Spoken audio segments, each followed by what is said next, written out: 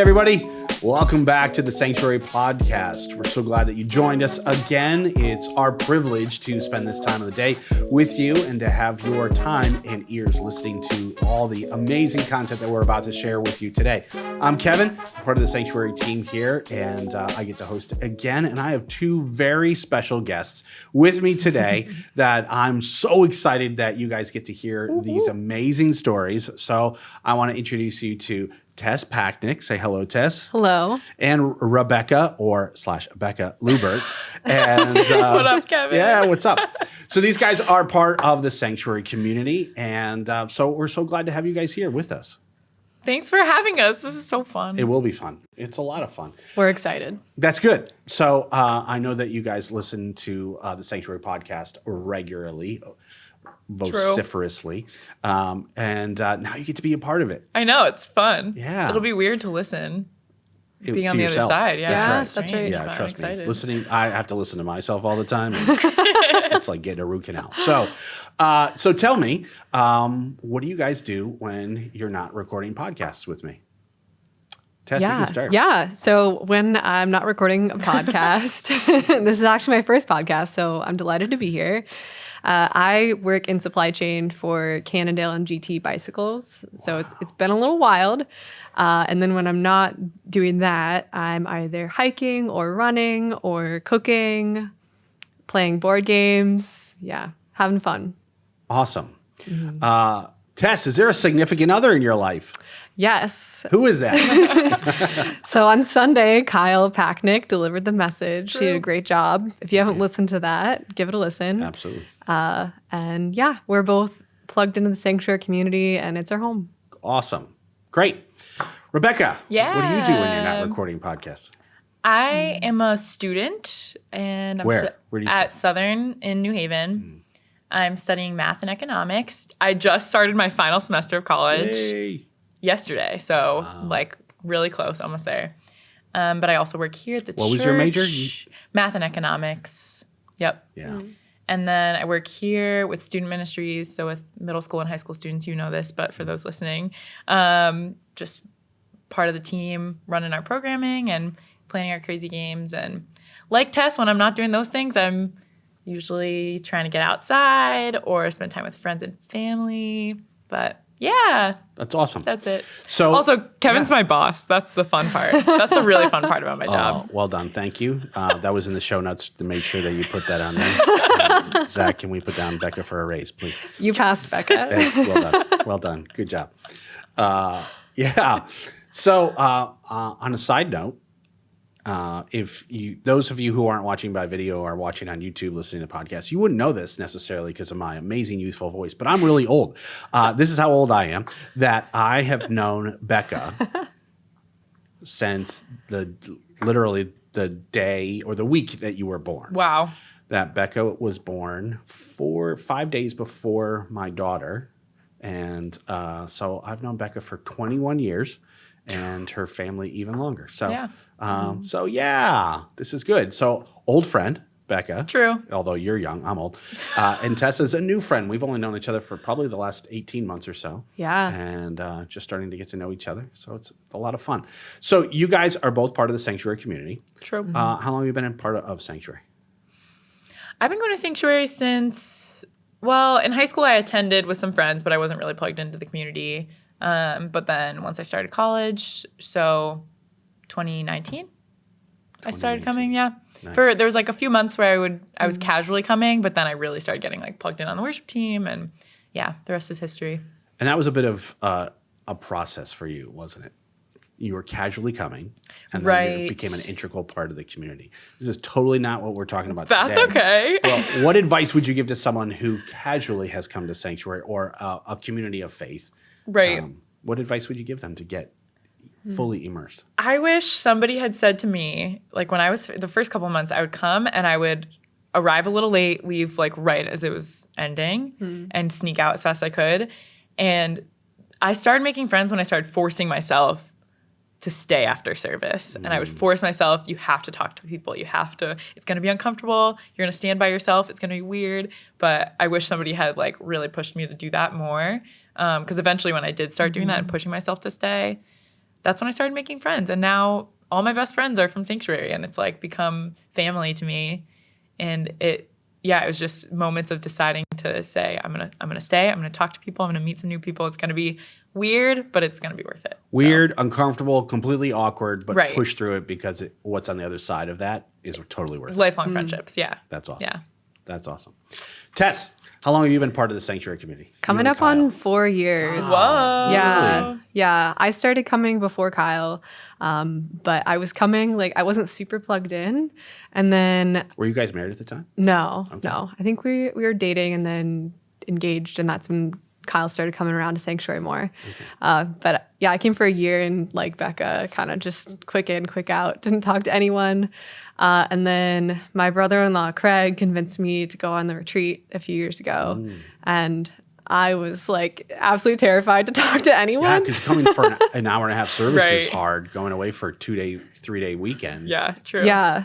And I actually left. I went outside the first night of worship there, and I was like, I don't want to be here. I don't know anyone. But I was like, well, I carpooled with Craig, so I better stay. And then I have some of my best friends from that weekend. So That's awesome. Yeah. So both of you guys have stories of feeling uncomfortable, awkward, a little out of your element, disconnected, but pushing through, and God showing up on the other side. True. Isn't that like He always shows up. Isn't that like a metaphor Yeah. for almost everything like worth doing in life? Yeah. Is it Yeah. starts out like really hard. Right. If it's scary, it's probably going to be good Yeah, that's on right. the other side Yeah. of that. Yeah. Yeah. Yeah, this is totally not about this podcast, but we're gonna see where this goes. We talk love about it. chicken lines. Like, what line are you afraid to cross? Like, what would take the absolute effort? Like your chicken line. Right. I'm too chicken to cross this line. What would do? And we say kind of like your destiny is on the other side of that chicken line. And we all have different chicken lines that we are supposed to cross. Taking Yeah. risk. Yeah. So that's awesome. I just want to say thank you guys for taking the risk, for crossing your chicken lines, for pushing through, because I'm such a benefactor. The community is, has seen an investment of you guys doing that. I mean, Becca, you preached at Sanctuary a couple weeks Yeah. ago. Tess, like you guys are leading small groups. You've been involved in so much, and now you're on a podcast that literally can touch billions of people's lives. If you weren't scared before, now you should be. But, thank you. Thank you for pushing through that. That's Yeah. awesome. I'm really encouraged. And as a shameless plug, you just mentioned the retreat. We've got a retreat coming up for Sanctuary, March 4th through the 6th. You can check out our website or come on a Sunday night to get more information about that and get involved. It'd be a great way to do it. Scary, but worth it. Totally. That should be on the retreat flyer. Yeah. Scary, Yeah. but worth it. Cross the chicken line. Chicken line. That's the theme. All right. Awesome. Anyway. So you guys are here today, not only because you're good friends and we like to hang out together, but you guys have a unique passion and interest that I think is representative of lots of people, maybe not to the degree of depth that you guys have, but you guys love nature. You love being outside. You love hiking, camping, and a lot of other things that come with that. And so we're going to talk about that as an interest and passion for people that are out there, or for you guys to help a person like me who does like being outdoors in short stints, usually from my house to my car and back again. But we're going to talk about, being out in creation, being out with God. So tell me, you guys both love doing outdoor stuff. Whatever that looks like. And you kind of mentioned it when you're not recording podcasts, like going outdoors. So tell me, each one of you, I don't care who goes first, when did you first start getting experience or finding out that you actually like being out in nature and creation? So Tess, why don't you go first? Yeah. So as much as I love it now, that was not always the story. When I was little, we'd always spend like all of our time outside when we were kids in the summertime playing. So I loved that outdoor aspect, but I can't say I loved hiking. We went on a big road trip to Colorado from Ohio when we were in 3rd grade, and my mom said I was like the most unhappy hiker on the trail, and would just complain about it all the time. And then in 6th grade, we went on a spring break trip to Gatlinburg, Tennessee, and we actually ended up leaving early because we were all like tired of hiking, which is kind of funny because that was the root of a dream, which I can talk about later. But that was a spark. I didn't know it then, but that was a spark. And just over the years, I was involved in cross country in high school, and I think that just fostered my appreciation for the outdoors and just getting out and experiencing nature, breathing in fresh air.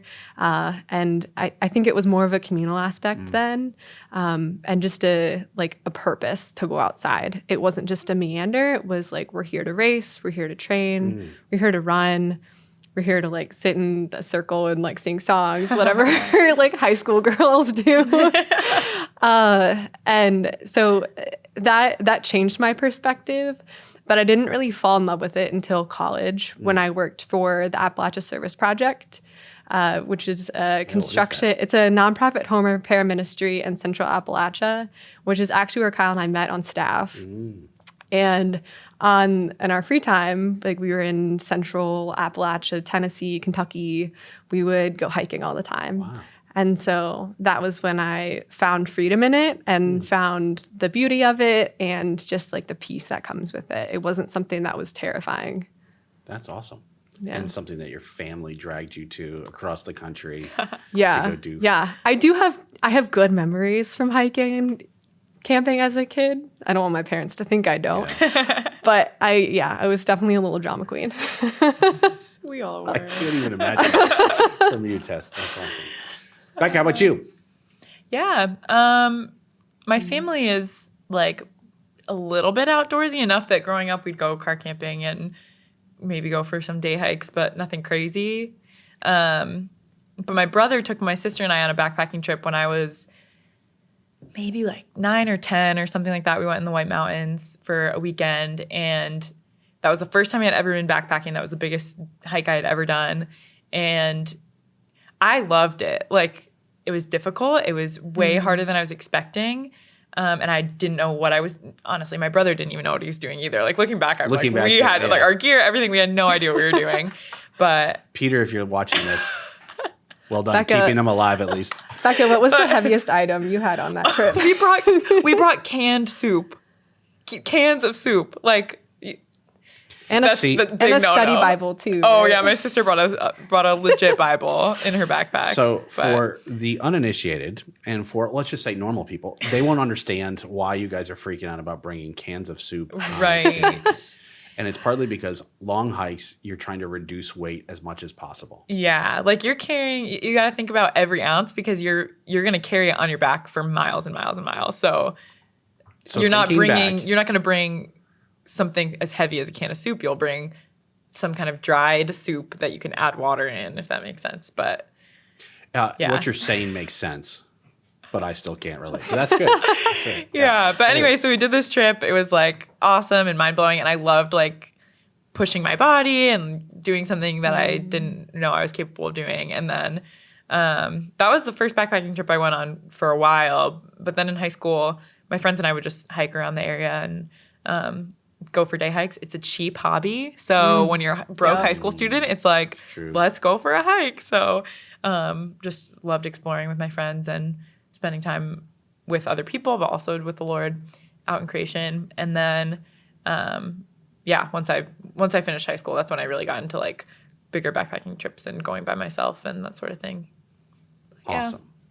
Yeah. So both of you guys have done some, I'm going to use the word extreme because to me, it's like really extreme.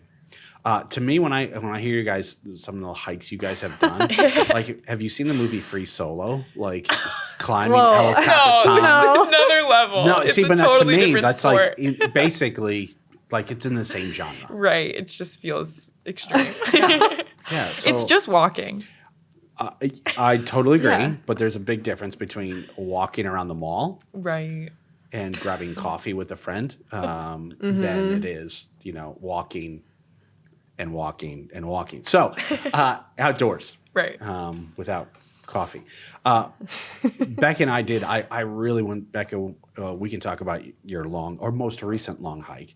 I really was trying to convince you to bring like good quality coffee gear. Like I was even willing to do it. Right. Becca's just like, well, look, Kevin, I got to watch weight. I can't bring my like that much weight. I'm like, there's certain things in life that are just worth it. Right. Here's the thing. They make lightweight backpacking coffee stuff. So if you wanted to go on a backpacking trip, you could do it if that's what you're willing to sacrifice the weight on. But I mean, our routine on trail with coffee is instant coffee packet in a water bottle, sometimes hot chocolate mix, shake it up and drink it. That sounds amazing. You could add like some protein powder too if you want a little more health benefits. Get some calories in. That sounds so inviting. Anyway, so tell me about some of your more epic trips. Tess, you've done several long hikes.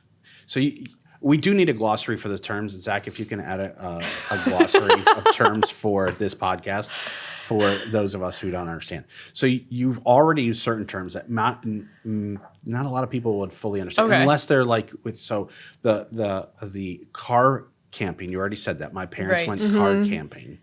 So explain, Tess, can you explain what car camping is? Car camping is probably what you're thinking of when you hear the word camping. So it's where you're in a car and then you pull up and you set the tent up right outside the car. Right. So you still like can have all your food on a picnic table right nearby. If you leave something in the car, you can go to the car that's right there. There's probably a shower house nearby, a place to wash dishes. A proper toilet somewhere. Yes. That's car camping. Okay, so like at a campground somewhere, Yeah. usually, or a state forest and things like that nature. So car camping. Okay. All right, great. So you used another word, day hike. Now, I'm not a moron. I probably could figure that out, but a day hike is? You hike and you're not sleeping outside. You're going back home. Okay. So you're a stroll through the woods. Yeah, well, it can be like a pretty big hike. You could be out all day, but you're going to go back to your car at the end of the day. Yeah. Yep. Okay. I'm all for that one. All right. So yes. So talk to me about, Tess, what was your first like solo long hike? What'd you do? Yeah, I did not grow up backpacking like Becca, but for some reason I had the wild goal and plan that I wanted to thru hike the Appalachian Trail. And thru hike just means you do it all in one shot. So the Appalachian Trail goes from Georgia to Maine. It's 2,190 miles, and it took me a little over 5 months. And I had been on 2 backpacking trips before that, each one night. So to say I learned a lot as I went is an understatement. So that's huge. I just kind of showed up. She just sent it. She didn't. So again, glossary terms. Through hike means you just go from one point A to point B, and you just keep walking in one stint. Versus other people walk the trail or certain trails over time, over periods. They do 2 or 3 days here, 2 or 3 days here, a week here, and so on. But so they're like section hikers. Yeah. Or you could be like a weekender. Yeah. So you had been a weekender, like when hardly, and then you're like, I want to spend 5 months living outdoors, walking this trail. Did you go north to south or south to north? I went northbound, so started in Georgia, went to Maine. If you want the lingo, it's Nobo. It's called Nobo and Sobo. And if you're going south, Sobo. Yeah. This is awesome. This is great. I'm getting an education. But I can talk like I know what I'm talking about. Yeah. So I did it right after graduated college. So you were Sobo? Nobo. Nobo, yeah. Okay. All right. Yeah. And I planned to graduate early so I could do this. And I think I did it because college was a challenge of the mind, but I really wanted something that challenged my soul and my character. And it was a physical challenge, yes, but being in the woods for 5 months is a mental challenge. Way more than it is physical. Like your body will adapt and learn, but it's your mind that has to keep pushing. Wow. So it definitely pushed me mentally, emotionally, spiritually. Yeah. Yeah, absolutely. It is epic. It's an epic journey. Yeah. Wow. Becca, how about you? Slightly less exciting, but not true. It's still a thru hike technically, but I hiked the long trail in Vermont, which is, it goes from well, depending on which direction you're going by, I hiked from the Massachusetts-Vermont border to the Vermont-Canada border. It's like 275-ish miles going through the Green Mountains. And it overlaps with the AT, actually, for like a little over 100 miles. AT so, is Appalachian sorry, with Trail. the Appalachian Trail. Yeah. So part of the hike that Tess did, I also did. So we have a little bit of overlapping miles, which is kind of cool. But yeah, I did it in 3 weeks this past summer. That's awesome. Yeah. Wow. So I'd love to hear, Tess, you kind of talked about this, like, you know, why you did this. Like you felt like school was a challenge for your mind.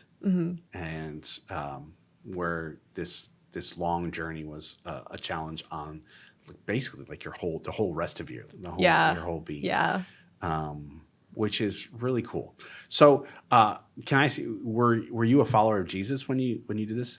Yeah. Yeah. I grew up in the church, but this was a whole different challenge. It expanded my view of the Lord's creation and beauty and what true freedom means. I learned to love the rain and appreciate it. And because like when you're on the trail, the rain is your water source sometimes if you're getting it from a stream. So like when I'm sitting inside now and I'm watching it rain, I'm not like, oh, I can't go outside. It's like, well, like creatures need rain. Yeah. We need rain. Plants need rain. It's the thing we need to survive, and the Lord gives it to us falling out of the sky. It's pretty cool. Doing an epic journey like that changes your perspective, because if you're a day hiker or a car camper, that's a bad weekend usually. Yeah. When it starts to rain. That ruins your camping trip. I can't say I love to hike in the rain. But it's really hard. Not my favorite, but I learned to appreciate it. And it was just the Lord reteaching me all of these things about myself, about how I work through problems, just teaching me about his goodness and his grace and his provision. So I didn't know what I was going to get out of it when I showed up at Springer Mountain in Georgia. I just knew I was in for a trip. Yeah. And yeah, so many more ways, but the Lord comes through all the time. Awesome. That's awesome. So both of you guys have mentioned kind of creation and nature and all that stuff. Now, for those of us who are followers of Jesus, we believe in the Creator. We believe that that nature is creation. This wasn't an accident. It wasn't everything we see in creation wasn't random chance. It was God's intention and beautiful design. We just finished a whole series of podcasts talking about creativity and the creator of creativity and how you guys have this probably a unique connection with creation as God's creativity, as his artwork, his beautiful design. Talk to me about how you encounter God in creation in a unique way, because you guys both part of Sanctuary community, you're both part of vibrant worship, small groups, Bible teaching. Those are all ways, obviously, you guys connect with God. You know, Beck, you help lead worship, but talk to me about the uniqueness of encountering God outside in creation. Yeah, I think for me on trail, all of a sudden, all those ways that you've named of ways that I've connected with God, all of a sudden they're stripped away. So I started my hike, and I'm used to waking up in the morning and I sit down at my kitchen table with my cup of coffee and my oatmeal, and I spend time with the Lord there. And all of a sudden I'm on trail and I don't have my kitchen table and my quiet time space anymore. And I was nervous at first that I wouldn't be able to connect with God anymore, because from what I had experienced over the past months of spending time with God was that's where I hear from him, is sitting there when I'm journaling in my quiet time. But all of a sudden I'm out on trail and I don't have a journal. I don't have any of that. So I think a big thing for me was I would just start to pray while I walked and pack up my tent, pack up all my stuff and hit the trail in the morning. And I learned that God does not only exist in these spaces that we often think he does, but I was all of a sudden in his realm. I was in creation where I was afraid of not being able to connect with him, but all of a sudden I'm like, oh, I'm surrounded by him completely out here. And I learned to just walk and depend on him way more. And I feel like on trail I heard him speak to me way more vividly than I do when I'm journaling, just because that would be my agenda. I was like, I'm hiking and I'm talking to God and I'm crying out to him and I'm asking him for things and I'm praying and I'm listening and getting to see and watch him move in really powerful, tangible ways. that blew my mind and just increased my faith completely. So yeah, I don't know if that answers your question, but before I had kind of put him in this box of like, I meet with God through journaling at my kitchen table. That's the only space where I see him work. Like that's the only space I hear from him. But then I learned, I can hear him when I'm walking. So now when I'm on campus and I park my car and I go walk to class, I'm like, I can walk with the Lord here. And I can actually like ask him what he wants me to do and say as I'm like going to campus and going to classes. So yeah. That's awesome. Did that answer your question? Totally. I feel like I went on another thing there. But Tess, how about you?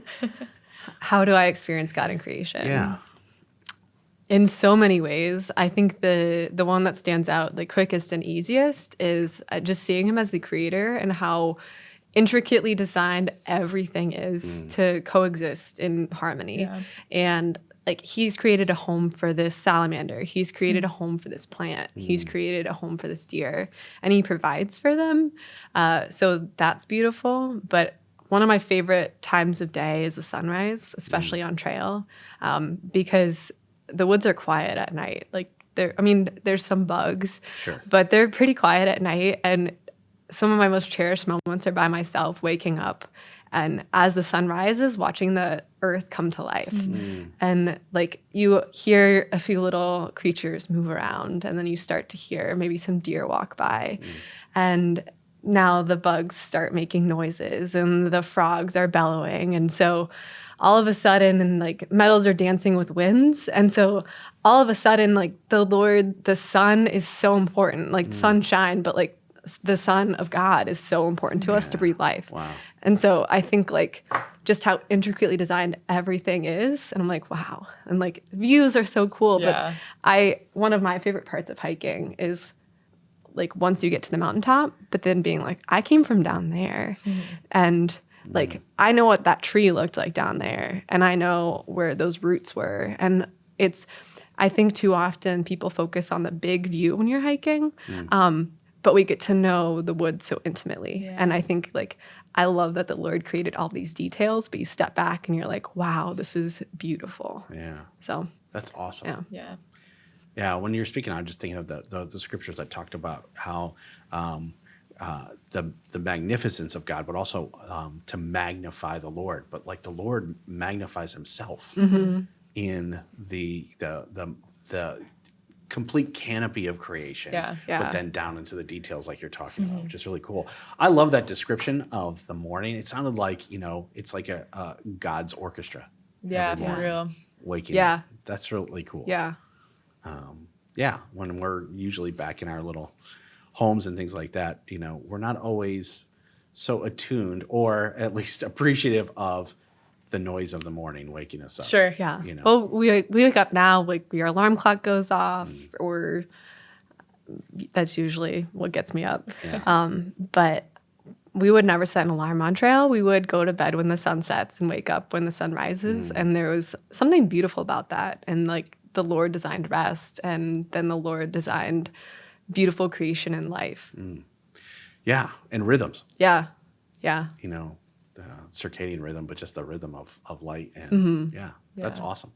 And there's also, I feel like for me, with my trail experience, there's something so raw about it. Like there's no, I don't know what the word I'm looking for here is, but there were moments where it was like, my foot hurts and I have no other option but to walk and to just depend on God. And there's no buffer. It's just me and the Lord, and he's got to help me get through today. And so I think I definitely grew in like just depending on the Lord for every single step and being able to say like, God, I have no backup plan right now. Like you are all I have. I'm depending on you fully. And like, you're going to carry me through this today. And he would come through every single time and like provide for my needs exactly how I needed them. And so, yeah, I think one part I love about hiking is just there's no other distractions or other backup plans. It's just like you should have some kind of backup plan sometimes, but safety wise. But I don't know. It's just a very raw experience of like you and the Lord together, and there's not a whole lot else getting in the way of that, if that makes sense. Yeah. Yeah. I think like in daily life, you can kind of be so busy that you can like busy out the Lord. But on the trail, like, you can't out hike the Lord. Yeah, right. Like you're going maximum 3 miles an hour. And so you're stuck in your thoughts and like you got to fight through it. Like if you're upset or angry about something or frustrated, like by the end of the day, I was usually like I had fought through it with the Lord and I came out better on the other side. And like I loved it on the trail. Like most of the time I was hiking by myself. Sometimes I would hike with people. But no one's going to check on you if you're crying a lot or like if you're giggling with joy. So I loved like the freedom to express and not be hindered by that. Like if I was blown away by like a mountain view, then I would be like crying tears of joy, or I'd be crying with the rain. So it was just nice that I didn't have to like hide expressions or emotions. I could just feel. And it was like my highest highs in life and lowest lows. True. Most of them were on trail. Wow. Like for better or for worse. True. And it sounds like you guys are saying that as you're walking, you are walking through all those emotions, all those feelings, all those thoughts. Is it a good place to process even, things that aren't happening on trail, that are things that are in your past or in your present or just other things in life that aren't right there in front of you? That's such an interesting question because, yes, I think I processed through a lot of things on trail, like my character and like things I want to work on and just thinking about, I don't know, maybe things from my past, I guess, but not really. I was more in the present, like just walking with the Lord and walking with whatever I was bringing to him that day. But I actually felt the really big disconnect with like my off-trail life. Because when you're on trail, you have a task before you and you're like focused on it and you're totally immersed in trail life and being outside, that I did feel kind of disconnected from like my job here at Student Ministries and that kind of thing. So maybe I wasn't spending time processing and thinking through like the day-to-day things of normal life, but things like working on patience, working on my own perseverance, things like that, like character things, I was processing through in the moment. But I don't know if that makes sense, but Totally does. Yeah. How about you, Tess? Yeah, I kind of agree with Becca. This was my lifestyle for 5 months. So I think a lot of off-trail things kind of faded. And you can only wrestle through things so much until you kind of arrive at a conclusion. Right. Or you could drive yourself nuts. Yeah. And miss out Either what or. is happening. Right. Yeah. So I chose to be present every day and to meet the other people that were through hiking and to just battle that day's challenges. Like, where is my next water source? Is it going to rain today? Like, do I need my raincoat on the top of my backpack or the bottom of my backpack? There's a certain freedom that comes from hiking. People view, I could see it as being like less freedom in that you don't have access to a full pantry of food. You don't have all these options of how to get to where you're going or what you're going to do that day. But you have so much more freedom of thought because you're not worried about what you're going to eat. Like you have 5 granola bars in your backpack and they're probably all the same flavor. And you're just walking forward in the same direction and you have everything you need on your back. So that for me really unleashed space in my brain to be able to just spend time with the Lord and process and like savor the moment, really. Yeah. That's good. What are the metaphors that you guys have seen, both that you've seen both? You've kind of mentioned a couple, Tess, but the metaphors of your walk with Jesus or walk through life that you see on trail. I'll give you an example. Yeah, give me an example. You just used a phrase. You just keep walking in the same direction. There's actually a book, and I cannot remember who it's written by, but it's talking about the journey of following Jesus as the long walk in the same direction. And that doesn't sound like an exciting adventure of changing the world for God, but it really is, isn't it? Like, that it's just keep walking. Yeah. Yeah. Something's kind of coming to mind. I have always struggled. It's just kind of part of my personality, and I'm working on it. But I I don't follow through on things well. I'm an enthusiast and I get excited about, what's the next new thing? And it sometimes distracts me from the thing I've already committed myself to, if that makes sense. Like I'm constantly excited about what's the next new thing I can jump on. And so something I've had to work on throughout my life is like, how do I stay faithful to things I've committed to?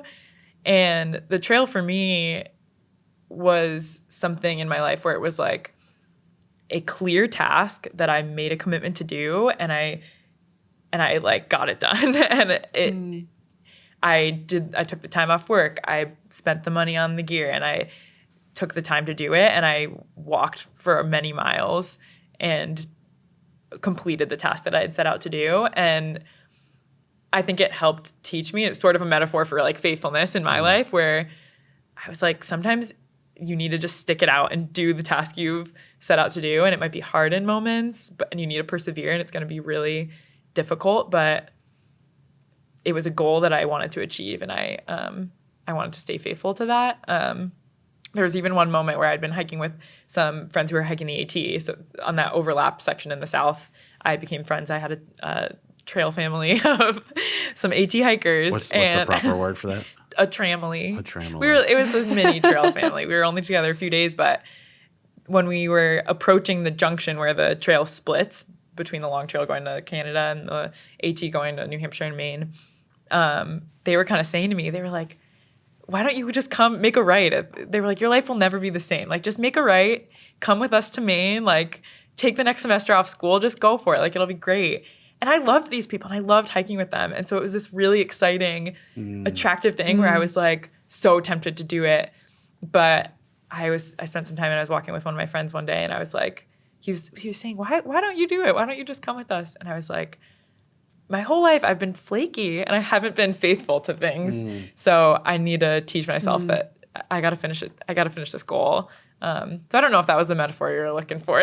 But for me in my life, like that was definitely something where I look back and I'm like, I set out to do something and I stuck it out and I completed it, and it was so good and so worth it, and like better than I ever could have dreamed. But well, absolutely, as far as a personal character development and perseverance through that, but also just isn't that the case like with even following Jesus? Along the way, you're going to have people who God brings into your life for a season. But sometimes for your personal journey with God, the trail's going to diverge. Yeah. And you're still going where God's called you to go. And it's often tempting to stay in that place that's been really comfortable and to see that out. But sometimes where the Lord's calling you is less comfortable. But you have to be faithful to what God's called you to do. Sure, yeah. Along the way. So, and it's not like God called me to do the long trail. It was just a personal thing. Sure. But yeah, I totally see that, and it helped me to learn that. Right. In the lens of like God calling me to do something. Right. That's awesome. Yeah. How about you, Tess? What are some metaphors of following Jesus that you've experienced? Yeah. I'm going to go opposite of what Becca said. Nice. Okay. I love it. And talk about rest. And I'm a fairly ambitious person. I like goals. I like chasing after them. I'm a little stubborn too, which definitely helps in that category. And this was about 500 miles in, so like a quarter of the way through the trail. I was almost to the Virginia border, which is like, I would say that's a really big landmark as far as like you've committed to it this far. Usually if you make it that far, you're going to finish the trail. Because the trail actually, that's not completely true, but a lot of people give up in the first 100, 500 miles. And I have to tell you, I'd be out the first 5 hours. Anyone got a cheeseburger out here? Anyways, can you put me to the toilet? Yeah. Anyways, so you're in Virginia. Yeah. So I'm almost to Virginia, and I started to I ate lunch, and then I was hiking, and I was like, I don't feel that great. But everyone else was putting in miles, and I had just started to like really pick up my miles. I was doing about 10 miles per day, and then I was working my way up to like 15 to 20 miles per day at this time. Wow. And I didn't feel well, and then got to camp, really didn't feel well, but I didn't want to tell anyone because like sickness spreads quickly on trail. And I didn't want to be that person. Which different times nowadays. Yeah, that's right. Pre-COVID. This was pre-COVID, yes. This was an Omicron segment. Yeah. And I went down. It was a half mile down the hill to get water, and I went by myself. Someone offered, and I just really needed to get away. So it was 0.5 off trail. Yeah, which see, that's a huge distance if it's off trail.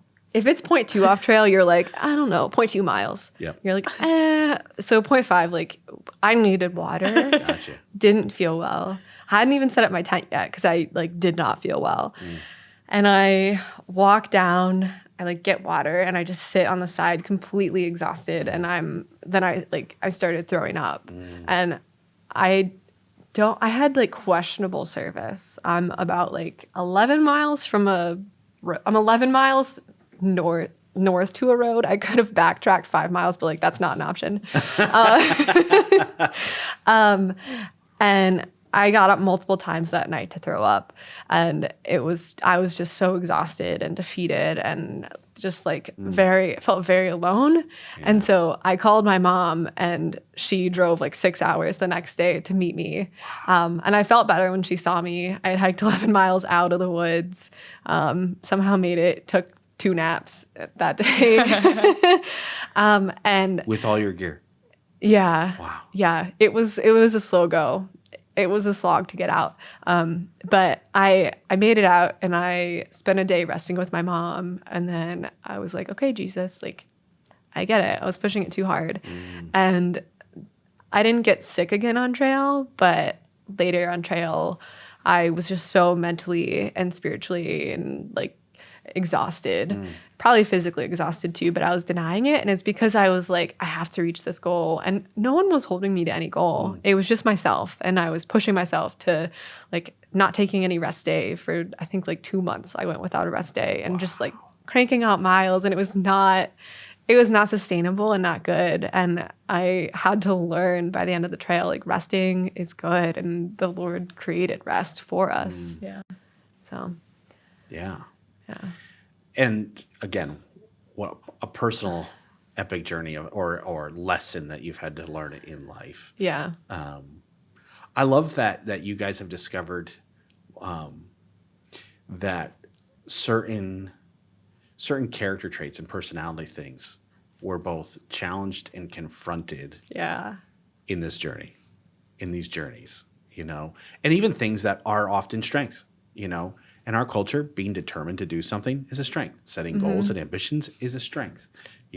Someone, the idea of going, I want to finish a goal. I want to finish a project. That's a strength, but those things can get confronted. Yeah. And the shadow side of our strengths is often where our weakness or performance or our lack of trust in God or our overconfidence in ourselves can kind of meet. And it's those things that you talked about that confronts those things that we cannot. Sometimes the Lord brings us to a place where you're going, I've been trying to get your attention on this for a long time.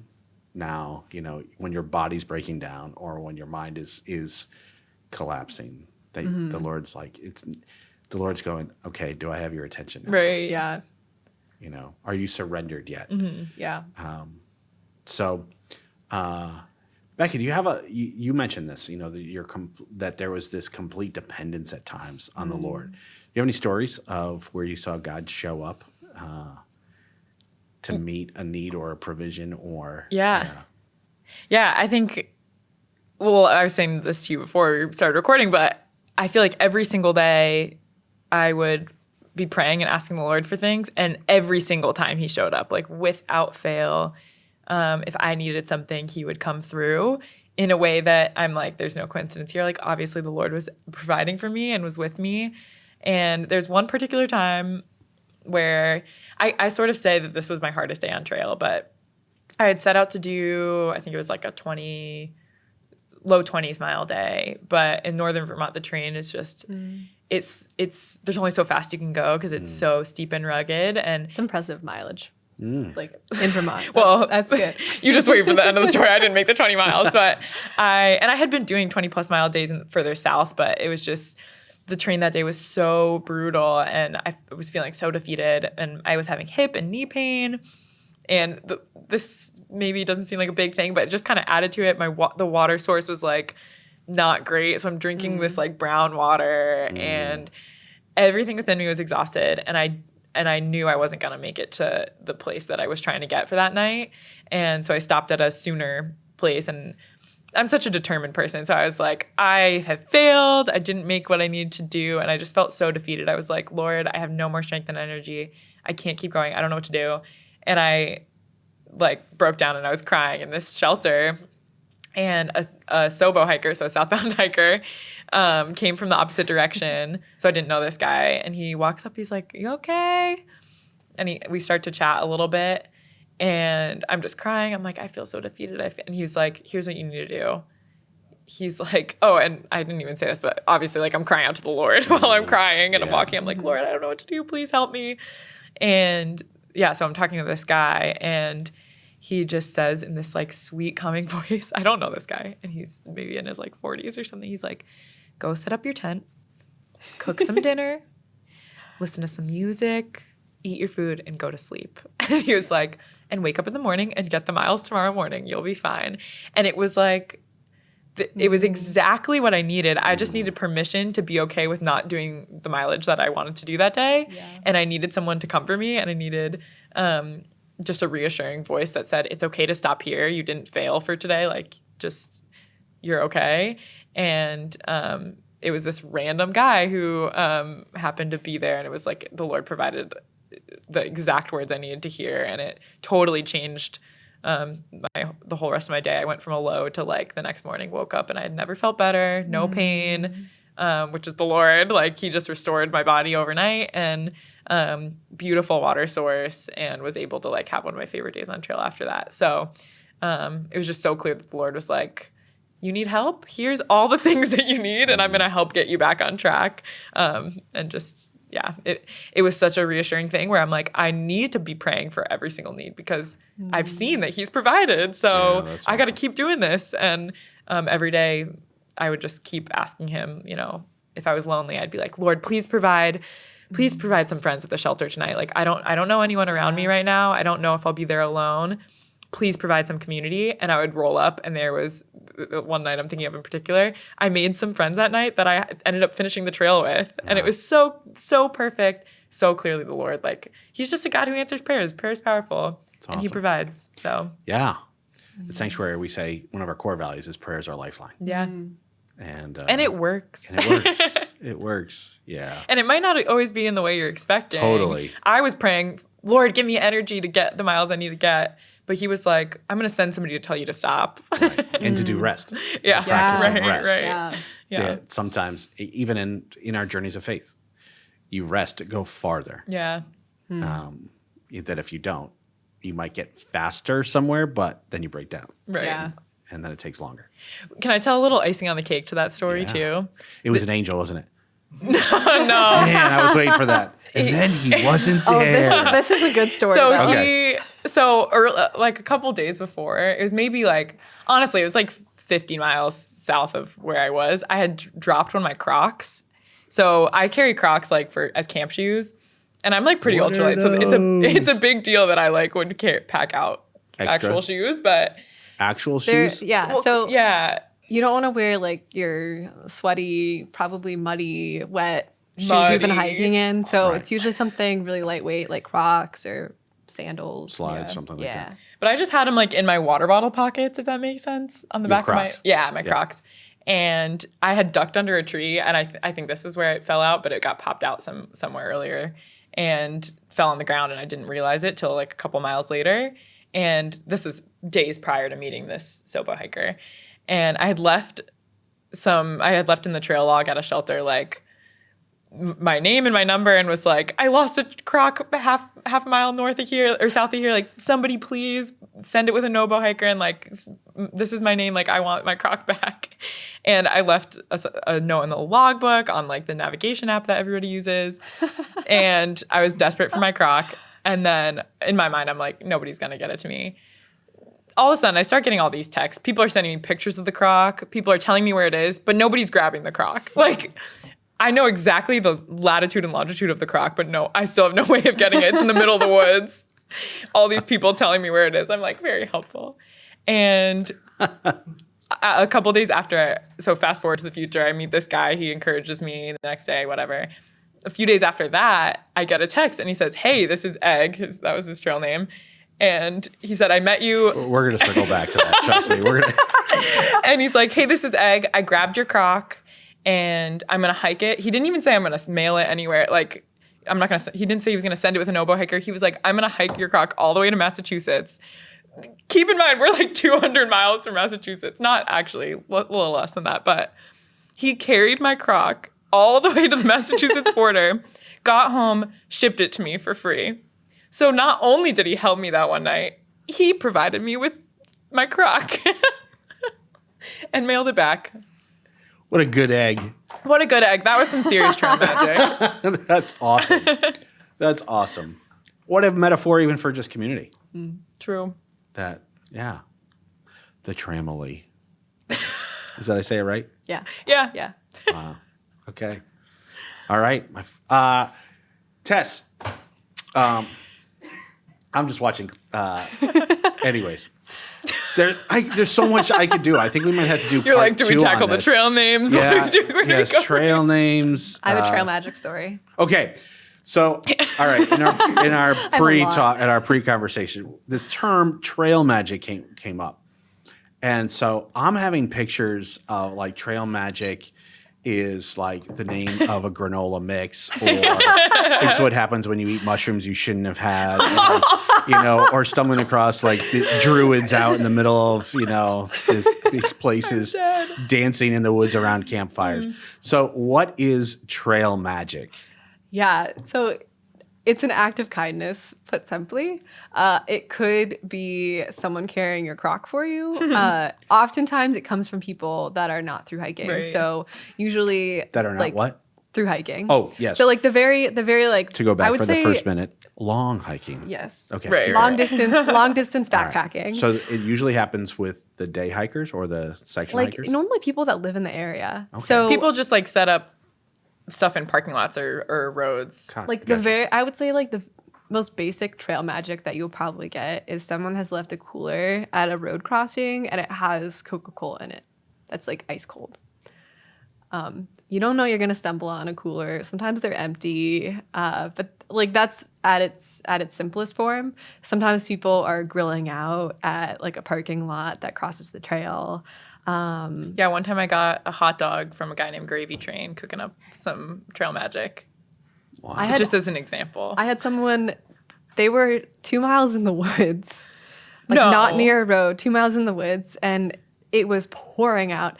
And they had all these tarps set up, and they had lawn chairs. I think they had like a lounge chair too. You're kidding. And it was this guy and his dog, and he was making omelets. Whoa. They call him the omelet man. Yeah, and you said what you wanted. You said how many eggs you wanted. I think someone said 20 eggs, and he made it for them. What the what? Yeah, like When there's good trail magic too, you're hearing about it from miles away know. because hikers coming the opposite way will be like, there's trail magic ahead. And you're telling people, you're like, I hear there's trail magic. You get a whole new like fresh wave of energy. All right, we have found a new outreach to do. People are doing it as outreach, honestly, yeah, it's true. for good and for bad. Wow. Oh, gotcha. Yeah, we don't need to dive into that. Okay, we're not going there. Okay. Some trail magic with strings attached kind of thing. Yeah. Gotcha. I know you're. Yeah. Anyway. He knows. All right, we'll keep it digress. PG. So, We anyways, digress. we'll. But that's awesome. Yeah. Well, most of it, not all that other stuff, but gravy train. I would egg, say and like omelets. 99.9% of the time. It's pretty good. It's pretty great. Wow. Yeah. Just the random acts of kindness. Or like of- people say like the trail provides, and really the Lord provides. Amen. You but that's a saying. The People are like, universe the trail provides. People provides. say that. Yeah. Oh, the universe is going to do that. Right. Yeah. Or That's like- what people say on trail. or the trail provides. The trail provides. But Yeah. it's like, no, it's the Lord. Or a popular saying is hike your own hike, and I think that's kind of like walk your own walk with the Lord. You know, That's awesome. that's basically like you say hike your own hike, meaning like don't criticize like Becca's tent versus my tent. Oh, like right. how she's doing it. If she's hiking 8 miles and I'm hiking 4 miles. Right. Someone takes your time, Yeah. get some rest. Others are pushing through. Yeah. All right. So we're gonna end with a couple things. We're gonna so talk to me about trail names. Okay. What are your trail? Is it like, can you share these things? Is it like witness protection program outside the trail? Like, how do we do this? Do you want to explain? Yeah, trail names are just like your people on trail just go by these made up names, and a lot of them happen organically. Some people name themselves. That's cool too, but a lot of times it's just some kind of, maybe there's some funny story where it came from. So for example, like a friend of mine on trail would always hit his head on shelters accidentally because sometimes you have to duck. And so he got the trail name Banger because he's like banging his head on the shelter. Or it could just be some kind of physical feature. Anything about you or some kind of story or something will get you a trail name. But typically from the people that are in the tramilies that they're Yeah, part like of. people you're hiking with. But Really, anyone. Yeah, anyone Any through can hiker name you. around you can name you. Yeah. Wow. Yeah. But my trail name was Tangles because I had been on a medication that like really dried my hair out, so it was super tangly, and like every day it was just a mat, and it was a hot mess. And you don't have a shower, like I didn't pack out a brush or anything, so I had really tangly hair. It was take me a long time to sort out every night. So Tangles. Tang. Some people called me Tang. Okay, good. Tess? My trail name was Rabbit, and I got Rabbit because about a weekend we hit the first big town, and everyone wanted like a burger or I don't know, something of that sort. And I just They really wanted just food. Yeah, Yes. and I really missed vegetables, and so I bought a jumbo bag of broccoli and carrots and ate the whole bag. You are so funny. And so I eat like a rabbit. Because on trail you're eating like sugary, just awful food, carbs. And I feel the same way as you. When I get to town, I'm like, get me some vegetables. Yeah. Wow. But yeah. That's awesome. So rabbit, that's awesome. Because I have to tell you, I thought you were going to tell me like everyone's having burgers and steak and you wanted rabbit. No! And I was going to be like, No!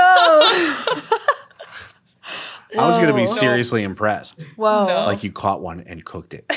That would be, for me, trail magic right there. That would be awesome. So, okay. So what advice would you give to to even people that don't even do car camping or glamping or whatever you want to call it? Like people who aren't they're not adverse to nature. They're talk to people like me who are more indoorsy. About what advice would you give to start an adventure of connecting with God out in creation? Yeah, I think you don't have to be doing a thru hike to spend time with God in creation. Like we are a small subset of outdoorsy people. You can spend time in God by setting up a hammock in your backyard, and it can be totally chill and not like a crazy physical challenge. And so I feel like just finding a local trail, going for a nice easy walk, and like just starting to walk with the Lord and spend time with him in that context could be a cool way to start.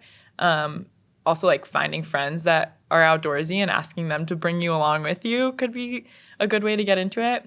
And if you're wanting to learn to like do some actual backpacking, I feel like the biggest hurdle is just knowing what kind of gear to bring and knowing where like logistic stuff. But if you know anybody, ask people around you in your community, what kind of gear do I need? How can I get started? Or maybe ask them to like bring you on a weekend trip, and then you'll pick up on everything so quickly from there. And if you don't know anybody, for anyone listening, you can find my email on the Black Rock website. I can send you any tips I know about gear and help you get started. Tangles@gmail.com. Tangles@gmail.com. But seriously, like if there's anybody listening who's like, I want to get into this but don't know how, I'd love to like. Becca, we need a gear review, like webpage, Tingles and Rabbit. Yes. We'll be starting an alternative podcast after this. But yeah, just like Rabbit and do it. tangles. And you don't have to do it in a huge through hike way. Just start small. Awesome. So for those who want to start small, those who live are around at least Southern Connecticut, there's people who listen all over the world actually to this podcast, and all over the country. But for those who live in Southern Connecticut and are part of the sanctuary community, got a couple favorite trails that they could do quickly and easily, just as entry level or as a great way to get out there? Yeah, I have a few to recommend, but there's an app called All Trails, which is super great for finding trails if you want to do like lower mileage or moderate or hard, strenuous. It's a great way to find trails. All Trails. Yeah. Oh, nice. My favorite is for anyone in Stamford, Greenwich area. There's a place called Mianus River Park, and it's on the border of Stamford and Greenwich. It's really great. Sleeping Giant is another popular one. People hate on Sleeping Giant, but if you do the fun trail that goes up the head of Sleeping Giant, do you know what the blaze it's on the, like, is? It blue? It's blue. It's on the western side of the park. Yes. Yeah. It's like slept on, and it's still busy on a busy day, but it's Sleeping Giant go slept off. down. That's pretty Like good. go like off trail. There's a lot in that park. don't do the tower doesn't get a trail. lot of love. There's a lot of good stuff there. But if you're willing to do a little bit of a bigger drive, me and Tess both love Bear Mountain, Connecticut. There's a Bear Mountain in Connecticut. Yeah, there There's is. one Yep. in New York too. Yeah. It's the tallest summit in the state of Connecticut, but not the tallest point of elevation. Where is it? Like the very northwest corner of the state. I don't even Like know. Winstead, Torrington, Salisbury, Salisbury. Massachusetts. Yeah. Or Massachusetts. Why did I just say that? It's all right. It's almost in Massachusetts. Like very, very that's close. a good one. That's a But- good, like, if you want like a strenuous day hike, that's a good one. That'll take a whole day, but if someone's like, yeah, I'll take a Saturday, then that would Yeah. be my recommendation. Yeah. But I've encountered the Lord so many times on that mountain. It's a special place. I love it. One time, I can't tell that story. It's too gross. One time, okay. So I be- if you're squirmish or you don't like what we often call level 6 conversation at Sanctuary, then you can just fast forward. Hit It's fifth like, keep or it fifth. it's like PG. middle Sorry. school, like elementary school. Yeah. Love humor. it. But one time, me and Tess and some friends, were we on a backpacking trip or was it a day hike? No, we were Backpacking trip. backpacking, so we had been out for a couple of days, and we got to the summit of Bear Mountain, and I really had to poop, and I hadn't pooped yet that day. Oh no, that's not even true. I wasn't even pooping. You were changing. Anyway, I was You were changing changing. your shorts. Why did I embarrass myself when that wasn't even the That's truth? all right. Pooping anyway, sounds even better. So I was changing into shorts because I was like, As I probably retell getting the too hot. story, it will involve poop. So Right. just keep going. Well, All no, the the way. poop is Oh, coming. hey. So I go like off trail a little bit into the woods To change. And I'm just walking like in the brush and in the trees, and all of a sudden I like smell poop, and I look down and I look down and I see some toilet paper, like dirty toilet paper on a bush, and I look at my feet, and I had stepped in human poop. It's all over my shoes. So And bad. you're supposed to, so like, leave no trace policy is like you dig a cat hole 6 inches, you bury your poop Stuff. and your stuff, and you like Cover it back Yeah, up. you cover it back up, and it should leave no trace. And this person had clearly not done that, and I like will forever tell people to properly take care of their waste because it was a miserable experience for me. They all made me hike in the back for the rest of the day. I'm like stepping in every puddle to try to get my feet clean. Rough. You never want to step in people poop. Yeah. Human poo is a whole nother level of Yeah. stepping. I'm sorry I laughed at that whole story. That was a low. really That was a was low funny. moment of my life. I had a great rest of my day. so funny because we just took. But it was rough. When I'm like, hey, how can you get out there and experience God in nature? No. What is your favorite trail? No. Becca tells a story. Everyone's just like, yeah, I'm good. You don't. I'm this is good. a rare. That's This is good. a rare Don't occurrence. go off trail or watch what you're stepping. Watch where you're stepping. You'll be fine. Okay. That's Pack good. out some baby wipes if you're really afraid. But No worries. I have never stepped in human poo, just so we're clear. and she's walked many miles, so Yeah. Okay. I forgot about that one. Fecal landmines all over the place. Rough.